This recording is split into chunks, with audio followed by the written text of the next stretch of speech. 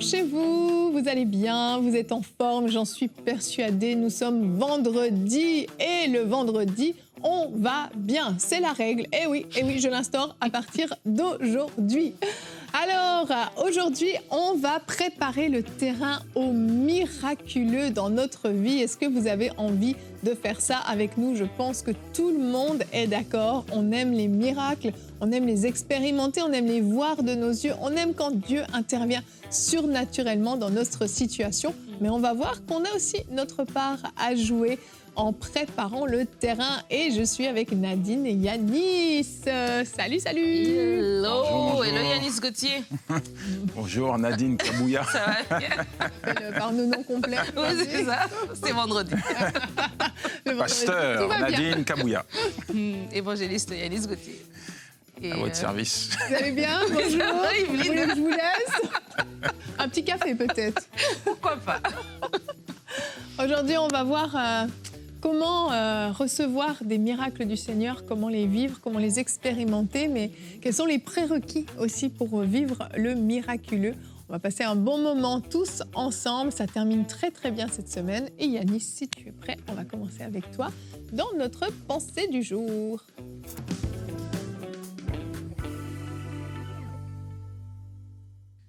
Quand on parle de miracle, tout de suite, il y a le cœur qui s'emballe et on s'attend à expérimenter la puissance de Dieu. Mais il y a beaucoup de gens qui, malheureusement, prient pour un miracle, ne voient pas le miracle. Parce que peut-être leur prière ne touche pas le cœur de Dieu, ou en tout cas, Dieu ne souhaite pas répondre comme ils l'entendent. Pourtant, quand on regarde la Bible, on s'aperçoit très vite que la Bible est imprégnée, saturée de miracles. Jésus se plaît à accomplir des miracles, et souvent dans des cas extrêmes. Quand il y a une impossibilité, Dieu se plaît à faire quelque chose d'impossible, d'incroyable, d'inimaginable. Question pour toi, Nadine. Vas-y. Est-ce que Dieu est au chômage? Non, jamais. Question pour toi, Evelyne. Est-ce que Dieu a pris sa retraite? Non, jamais. Alors, on peut se réjouir en se disant ce que Dieu a accompli hier, il peut le faire aujourd'hui. Amen. Dans la vie d'hommes et de femmes qui s'approchent de lui dans la foi. Et là, j'ai un petit exemple qui m'interpelle, qui me parle, parce que c'est un boiteux de naissance. Acte 3. Cet homme n'est plus rien.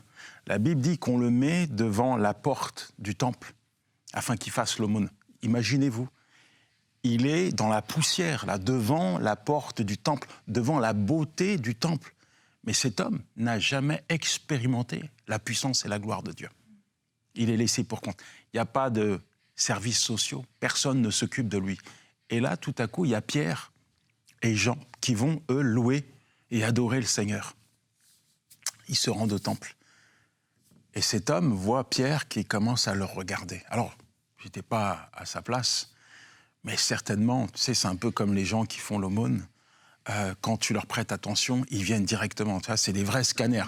Dès que tu baisses la vitre, ils sont au fond. Et là, il a dû se dire, waouh, voilà, il y a quelqu'un qui s'intéresse à moi. Certainement qui va me donner quelques pièces pour que je mange une bonne poutine ce midi. C'est ce qu'il a dû se dire, parce qu'il a faim, il n'y a personne qui s'occupe de lui. Il n'imagine même pas autre chose. C'est un boiteux de naissance. Pour lui, c'est un état irréversible. Il ne pense même pas, peut-être, à son état, il ne pense même pas à une guérison. Non, il pense juste à survivre. Oui. Et Pierre va lui dire, j'ai pas d'argent. Quelle déception! À l'instant T, il a dû être déçu. Mince, il s'approche de moi, c'est pourquoi il ne me donne pas d'argent, pourquoi tu t'approches de moi? Mais ce que j'ai de plus précieux, je te le donne. Lève-toi au nom de Jésus. Cet homme, il s'attendait à recevoir quelques pièces, mais il a reçu bien plus. Il a reçu une paire de jambes de la part de Dieu. C'est pas extraordinaire, ça? Vraiment. Quel que soit le miracle que tu attends de la part de Dieu, j'aimerais te dire de te positionner. À travers de cette émission, nous allons prier, mais positionne-toi dans la foi. Parce que la foi, c'est la porte ouverte au miraculeux de Dieu. La foi te permet d'expérimenter la gloire de Dieu. Et je crois, je suis certain que Dieu va faire. Il va faire au-delà de tout ce que tu imagines. Toi, tu attends peut-être un petit miracle, un petit exaucement, une petite chose de la part de Dieu. Mais je crois que Dieu va te surprendre. Je crois que Dieu va faire au-delà de tout ce que tu imagines, de tout ce que tu souhaites, de tout ce que tu espères. Je le crois et nous allons prier pendant cette émission pour toi afin que, tout comme cet homme, tu puisses, toi, dans ta vie, maintenant, expérimenter le miraculeux de Dieu. Amen. Mais oui, on veut tous vivre des miracles parce qu'on vit des situations qui sont parfois dramatiques. Certaines fois, c'est des plus petites choses, entre guillemets, mais certaines fois, c'est une question de vie ou de mort même. Donc, ça touche à des choses très profondes. Et puis, ça vient... il y a quelques jours, on a parlé de la peur. Mais certaines fois, c'est mélangé avec énormément de peur, de crainte. Et si Dieu n'intervient pas? Et si je ne guéris pas? Et si ma situation financière ne change pas? Et si mon mari ne revient pas? Etc., etc. Et si on peut les décupler? Et c'est comme le miracle, c'est la dernière chance. C'est soit tu interviens, Seigneur, soit c'est fini pour moi. Donc c'est difficile parce qu'on nous dit toujours, il faut croire, il faut avoir la foi. Puis on est d'accord avec ça. Mais je crois, oui, je crois que Dieu peut faire, oui. On s'interroge, on se dit comment est-ce que je peux croire plus? Comment je peux avoir une plus grande foi? Puis on est dans une espèce de recherche presque de développement personnel où on essaye d'être quelqu'un qui croit plus, qui a moins d'incrédulité. Puis tout ça nous ramène toujours à moi. Alors que bien souvent, les plus grands miracles que j'ai entendus, c'était extrêmement simple en fait. Après, la question qu'on peut se poser, Yveline, c'est est-ce que la foi doit être rationnelle? La foi est irrationnelle. Parce qu'un miracle ne s'explique pas. Il y a un homme qui est né sans bras et sans jambes et qui dit ceci. Moi, je garde toujours une paire de chaussures dans mon armoire. Parce que je crois que Dieu est capable de faire un miracle à chaque instant. Et c'est tellement vrai. Il y a un verset, et je vais laisser la parole, je ne vais pas prendre toute la parole. Tu es le notre invité. Nadine commence à me regarder. Non. Moi, il y a ce verset qui m'interpelle tout le temps, c'est la bonté de l'Éternel se renouvelle chaque matin. Chaque matin. Et parfois, je prie pour les gens et ils vivent des situations compliquées, parfois un état de santé irréversible. Et j'en vois toujours ce verset. Aujourd'hui, c'est un nouveau jour où la bonté de Dieu se renouvelle. Dieu intervient toujours au bon moment. Oui. Quand on regarde la Bible, un homme malade l'a accouché à la piscine depuis 38 ans. Jésus arrive. Une femme malade depuis 12 ans. Jésus arrive. Toujours au bon moment. Et c'est pas pour rien. Amen. Absolument. Et j'ai aimé, et je pense que c'était dans l'émission qu'on a fait ensemble mercredi, où tu disais « Je crois que Dieu est bon ». Tu l'as dit, je crois que Dieu est bon. Et je crois que c'est une conviction qu'on doit avoir parce qu'aujourd'hui, on parle de se préparer au miraculeux. Donc, ça veut dire, on ne met pas en doute le miraculeux. Comme tu dis, Dieu est un Dieu de miracles. Il est extraordinaire, il fait des choses extraordinaires. Mais nous, de notre côté, qu'est-ce qu'on fait? Et déjà, je crois que la conviction de savoir que Dieu est bon est importante à avoir. Il y a une femme prédicatrice que j'aime beaucoup qui dit « On aime beaucoup voir les miracles. » Mais on n'aime pas être la personne par qui a besoin du miracle, tu vois. C'est beau de voir la mer rouge pour les autres, mais c'est plus difficile d'être la personne qui attend que la mer rouge s'ouvre devant nous, en fait. Et je crois qu'un des éléments, alors qu'on est en train de se préparer au miraculeux, c'est déjà de se positionner dans cet état d'esprit où je crois que Dieu est bon, je crois que Dieu m'aime, je crois que Dieu interviendra en ma faveur. Et Seigneur, merci, donne-moi la grâce pour aujourd'hui. Comme tu dis par rapport aux bontés qui se renouvellent, donne-moi la patience pour aujourd'hui. Donne-moi la patience dans cette saison, que je ne remette pas en question ta bonté, que je ne remette pas en question ta personne ou voilà, ton intervention, mais que j'ai la patience d'attendre. Si je suis cette femme qui, c'est au bout de 12 ans, et que peut-être aujourd'hui je suis à ma 8e année, mais que j'ai la patience d'attendre. Que si je suis ce monsieur de 38 ans, que je suis cet homme voilà, qui était à la porte de la belle, que j'ai la patience. Et ce qui est beau dans le miraculeux, c'est qu'on se réjouit le jour du miracle.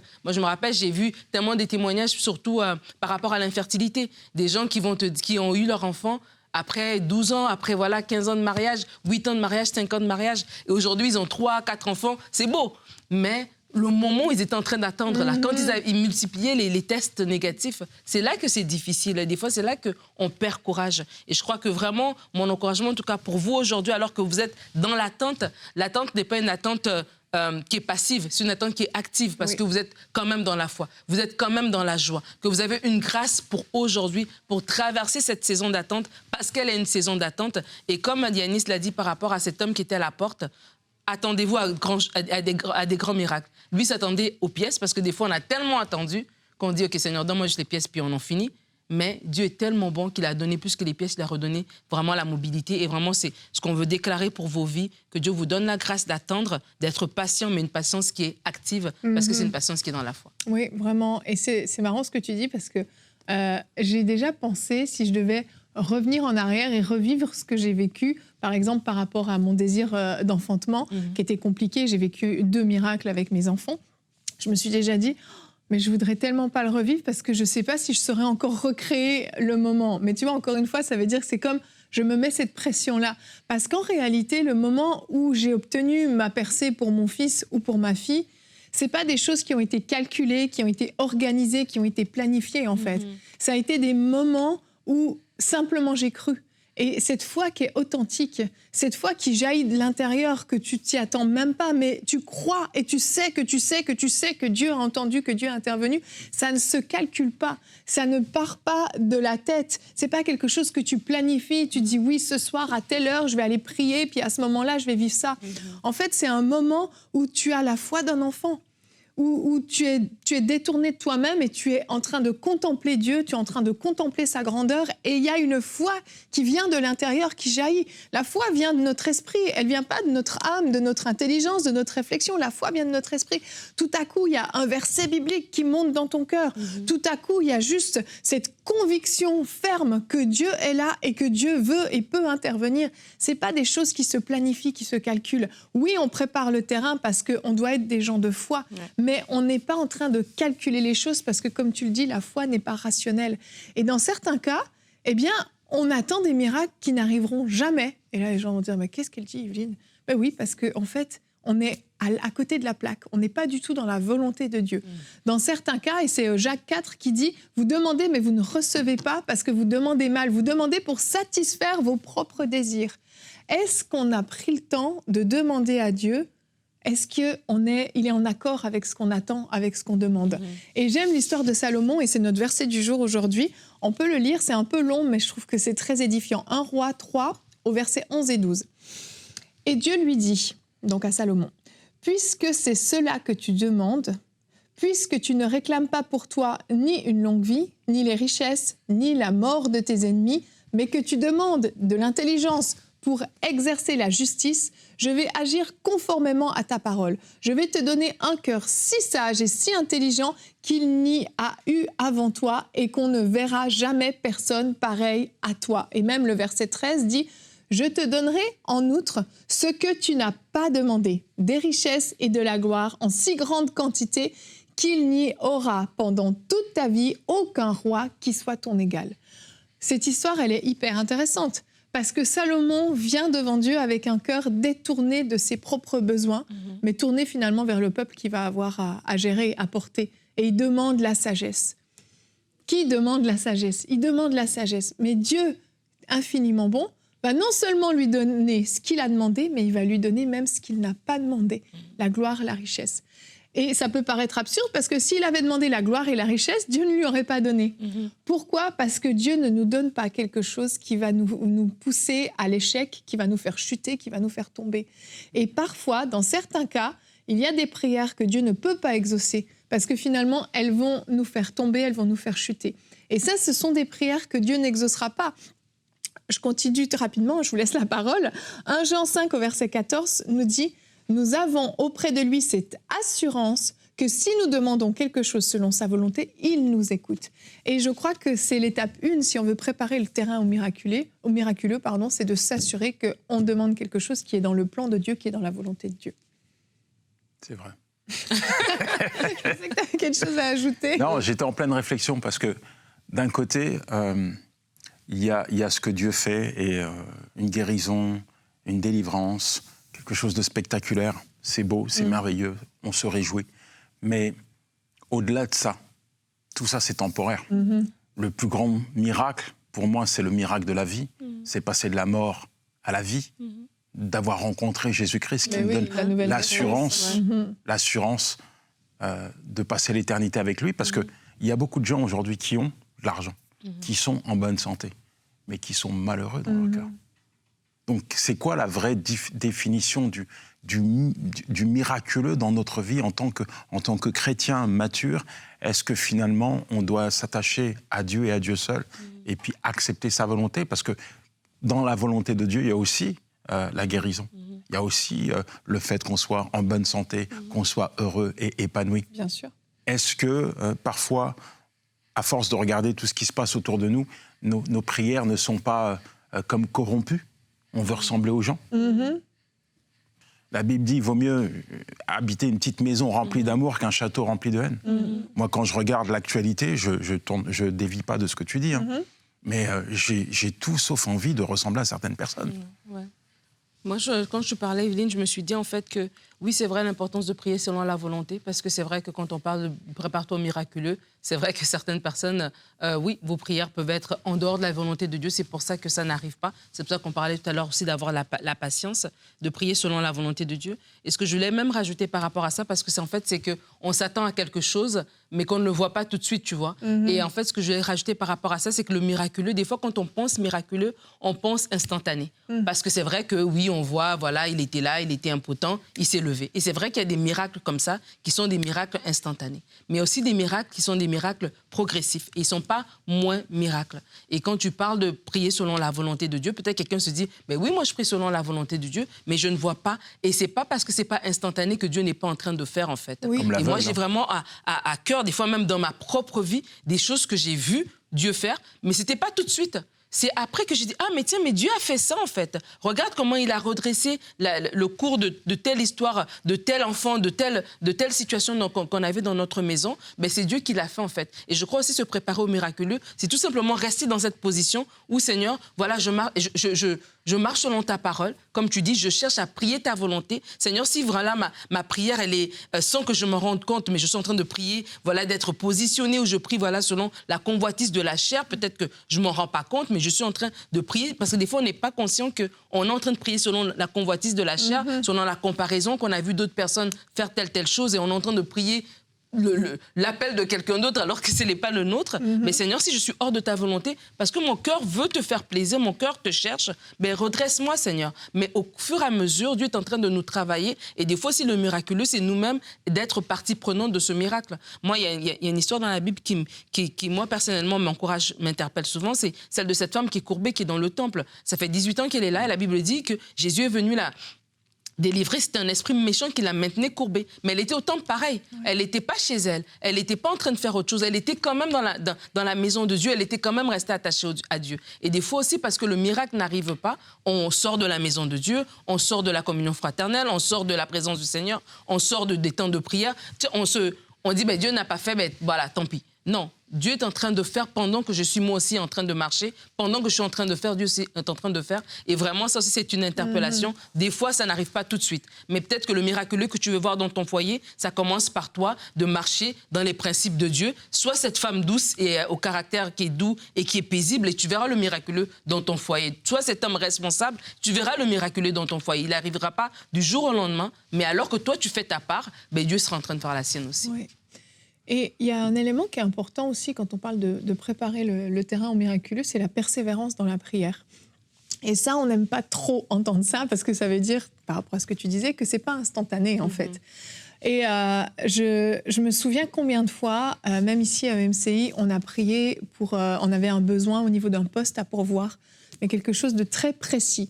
Et on a prié, des fois pendant des semaines, pendant des mois. Puis je me souviens des fois avoir commencé un peu à me poser des questions, me dire, Seigneur, on prie, mais la personne n'arrive pas. Et puis des fois, c'est au bout d'1 an ou 2 seulement que la personne arrive. Mais on a continué à prier quand même. Et quand la personne arrive, tu discutes avec elle, et elle te raconte son parcours. Et là, tu te dis, mais c'est fou. Et là, tu vois que dès le moment où tu avais commencé à prier, Daniel, hein. Dieu avait commencé à agir. Travailler. Avait commencé à intervenir. Entre le moment où la personne a accepté de se soumettre à la volonté de Dieu, dire oui, peut-être qu'elle devait passer par une formation spécifique. Il y avait tout un parcours qui était prévu. Et en fait, tu es en train de prier, tu vois rien qui bouge et tu te dis, honnêtement, je vois pas, là, Dieu a pas l'air de m'entendre finalement, j'y crois plus. Mais non, en fait, Dieu est en train de travailler, oui, comme Daniel. Quand tu as commencé à prier, je suis intervenue, lui a dit l'ange, mais il a combattu. Parfois, il y a de l'opposition, parfois, il y a une transition humaine, tout simplement, parce que quand on parle d'une guérison divine, entre guillemets, il y a que Dieu qui intervient, il n'y a pas d'intermédiaire. Mais quand on parle, c'est ça, d'une personne qui doit entrer dans notre vie, d'une situation qui doit être débloquée peut-être au niveau administratif, ça dépend aussi d'un humain de l'autre côté qui doit se soumettre à la volonté de Dieu. Et donc, il y a un timing à respecter aussi. Il y a un cheminement à respecter. Et la patience dont tu parlais est essentielle. Est-ce que si tu n'es pas exaucé demain comme toi tu veux, au moment où tu veux, tu vas continuer à croire et tu vas continuer à prier avec la même foi? Il faut savoir se poser la question. Et même, j'ai envie d'aller plus loin, et si Dieu n'intervenait jamais, est-ce que tu continuerais quand même à croire? La foi, c'est ça en fait. C'est pas, on ne croit pas parce que Dieu le fait quand on veut. On croit parce qu'on sait qui il est, on sait qu'il est bon, qu'il peut tout faire, qu'il est tout puissant et on connaît son cœur. C'est pour ça qu'on croit. C'est tout ce qu'on a besoin de savoir. Dieu veut, Dieu peut. Le reste, peu importe. À quel moment, comment, pourquoi, peu importe. Tout ça, ce sont des détails. Et vraiment, on limite Dieu. On le met dans une boîte. On se dit que s'il a intervenu dans la vie de sœur Ginette de telle façon, eh ben, il doit intervenir dans la mienne de cette façon aussi. Ginette, absolument. Et je crois vraiment que préparer le terrain au miraculeux, c'est se dire, je vais persévérer dans la prière, je vais continuer à croire, je diminuerai pas la façon dont je prie. Et je m'encourage moi-même en vous le disant, il y a des choses pour lesquelles je prie où je me suis relâchée et je me dis non, je veux continuer. Je ne sais pas comment Dieu est en train de travailler le cœur de telle personne. Je ne sais pas comment Dieu est en train d'orchestrer des circonstances pour que cette prière puisse être exaucée. Ce n'est pas mon problème de savoir ce qui se passe dans l'invisible, ce qui se passe dans un autre pays ou dans une autre région. Mon problème, c'est de croire que Dieu peut et veut le faire. Maintenant, il y a quelque chose qui motive quand même la persévérance, c'est les promesses de Dieu. Dans sa parole. Quand Dieu dit qu'il guérit, Là, c'est sûr. Tu dois prier, ton devoir à toi de te positionner sur le terrain du surnaturel, du miraculeux, avec cette promesse dans ton cœur. Seigneur, tu dis que tu es capable de me guérir, tu es capable de me guérir. Et tu frappes. Ouais. Jusqu'à ce que Dieu t'exauce. Après, comme tu le dis, le temps lui appartient. Mais il y a une chose qui est sûre, Dieu n'est pas un menteur. Amen. Tout ce qu'il dit, il l'accomplit. Ouais. Et c'est tellement facile pour le diable de se servir de nos réalités pour nous conduire sur le terrain de l'incrédulité. Tout à fait. Voilà pourquoi, face au diable, face à des incompréhensions, il te faut un « il est écrit ».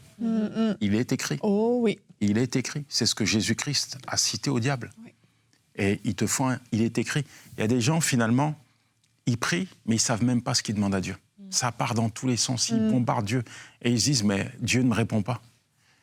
L'épouse de Billy Graham a dit un jour « heureusement que Dieu n'a pas répondu à chaque fois que je lui ai demandé un nouveau mari. Sinon, j'aurais divorcé 50 fois. » Mais non, mais heureusement parfois que Dieu ne nous répond pas. Alors moi, j'ai rien contre l'argent. Si t'en as, tu peux m'en donner. Mais honnêtement, il y a des gens, ils seront jamais millionnaires parce que Dieu connaît leur cœur. Exactement. Et que si Dieu leur donne 1 million, ils vont acheter un yacht et la même consécration qu'ils avaient hier, ils vont la perdre. Tout à fait. Donc c'est important de ne pas parler en l'air quand tu parles à Dieu. Tellement. Moi, j'ai à cœur vraiment de dire à quelqu'un que, alors qu'on est dans ce sujet, un des miracles, Yanis l'a dit, le plus grand des miracles, c'est le salut. Et des fois, vous êtes là et j'ai vraiment la pensée qu'il y a quelqu'un qui est là et ce temps d'attente devient difficile. Et le miraculeux pour vous, c'est juste de garder votre cœur attaché au Seigneur, en fait. Ouais. C'est de garder cette foi-là, c'est de garder cette conscience que Dieu vous aime et que Dieu est là. Et il y a un verset que j'aime beaucoup dans Hébreux, quand on parle des différents miracles, et on parle des héros de la foi. Et à un moment donné, on va parler de Sarah, et je cite souvent, la Bible dit que Sarah a cru en la fidélité de Dieu. Et elle a obtenu son miracle, elle a obtenu son Isaac, quand elle a juste cru que Dieu était fidèle, tout simplement. Et c'était plus question de Agar, de ceci, de cela. Dieu, il est fidèle, il a dit. Le timing lui appartient, ça viendra quand ça viendra, mais il est fidèle. Et en attendant, je reste dans sa présence, je reste dans sa maison. Et c'est vraiment ça que je veux vous encourager, à rester dans sa présence, à garder votre cœur. Que la paix de Dieu soit votre partage au quotidien. Que lorsque l'ennemi est en train de vous rappeler tous les échecs, vous êtes en train de vous rappeler peut-être le temps qui passe, peut-être on parle d'une attente d'un miracle par rapport à une intervention dans votre santé. Et vous voyez les rendez-vous se multiplier et les tests, les résultats ne sont pas bons. Et là, c'est comme, OK, mais est-ce que Dieu, tu me l'as dit ou tu me l'as pas dit? Mais que Dieu vous donne cette paix, que vous sachiez qu'il est avec vous, que vous êtes avec lui, le timing lui revient à lui, peu importe ce qu'il va faire, mais vous êtes caché dans sa main en fait, et de vous nourrir aussi. Et c'est important que lorsqu'on est en attente d'un miraculeux, que ce soit par rapport à notre couple, on voit voilà notre couple aller dans une certaine direction, nos enfants peut-être par rapport à une situation financière, un travail, de se dire, de vraiment garder dans notre pensée que Dieu est là et qu'il va agir en son temps, mais qu'il est avec moi. Et c'est important, ça nous empêche en fait de nous détourner en fait de lui et d'endurcir notre cœur. Et vraiment, Seigneur, je veux prier. On vient devant toi avec ces différentes personnes qui sont en attente d'un miracle. On veut déclarer aujourd'hui que tu n'es pas un homme pour mentir. Tu n'es pas le fils d'un homme pour te repentir. Ce que tu promets, tu l'accomplis, Seigneur Dieu. C'est ça la vérité. La vérité est que tu es un Dieu qui est bon. La vérité est que tu es Dieu qui est fidèle. Oui, Seigneur Dieu, lorsque tu parles, la chose, elle arrive. Seigneur, nous voulons nous recommander entre tes mains. Nous voulons recommander chaque homme et chaque femme qui est en attente d'un miracle. Un miracle, une intervention peut-être dans sa santé, une intervention dans les finances, une intervention dans la vie de ses enfants. Je ne sais pas quel domaine dans lequel il est en attente. Mais alors qu'il est en attente, Seigneur, nous voulons déclarer que la communion avec toi n'est pas brisée, mais qu'au contraire, il grandit dans sa communion avec toi. Il est plus proche de ton cœur. Merci, Seigneur, parce qu'il ne cherche pas ta main, mais il cherche ton cœur. Seigneur, oui, tu es un Dieu qui est fidèle. Oui, tu es un Dieu qui est bon. Tu es un Dieu d'amour, mais tu es un Dieu aussi qui est souverain. Et tu sais ce que tu fais. Tu sais où tu places les choses. Tu ne fais pas de favoritisme au niveau de tes enfants. Tu veux bénir chacun de tes enfants. Tu veux accompagner chacun de tes enfants. Seigneur, je ne sais pas quelle situation mon frère et ma sœur luttent, dans quelle situation, dans quelle difficulté il est, dans quelle situation il a besoin de ton intervention. Mais je prie que la voix de l'ennemi ne le fasse pas douter de ta main, de ta bonté, de ton intervention, que la voix de l'ennemi ne le fasse pas reculer, que la voix de l'ennemi ne lui fasse pas se détourner de toi. Mais Seigneur, qu'il ait confiance. Et comme ces lépreux qui sont venus, tu as juste dit la parole et ils sont retournés. Et en rentrant chez eux, ils ont constaté le miracle. Seigneur, je prie qu'alors que nous sommes dans cette année 2025, alors que nous marchons dans cette année, peut-être quelqu'un attend le miracle depuis janvier. Mais je déclare au nom de Jésus que alors que l'année est en train d'avancer, de jour en jour, quelque chose se passe. Comme ces lépreux marchaient et à un moment donné, ils se sont regardés, ils ont vu que leur peau était toute lisse, la maladie avait quitté leur corps. Merci Seigneur parce que tu es aussi le Dieu des miracles progressifs, des actions progressives et nous voulons croire Seigneur Dieu que ce que tu as dit, tu vas l'accomplir et nous prions Seigneur pour les témoignages qui vont découler de ce que tu auras fait dans la vie de tes enfants. Parce que oui, tu es un Dieu fidèle, un Dieu des miracles. Et les miracles, les actes des apôtres, les miracles des évangiles sont encore disponibles aujourd'hui parce que tu n'as pas changé. Jésus, tu es le même hier, aujourd'hui, éternellement. Que toute la gloire te revienne, Seigneur. Amen. Amen. Amen. Merci à tous les deux. Et particulièrement à toi, Yanis. Merci d'être venu nous visiter du studio Face à Face. Tu as fait un crochet par Bonjour chez vous. Merci d'être venu. Merci de m'avoir invité. Ce fut un plaisir. Je reprends l'avion. Ah. Mais tu es boosté et encouragé. Oui. Alléluia. Alléluia. Il y a eu un petit frisson. Allez, merci à tous d'avoir été avec nous et vraiment, accrochez-vous au Seigneur. Il est bon, il est fidèle, n'en doutez jamais. On va se retrouver lundi pour de nouvelles émissions. Passez tous un excellent week-end.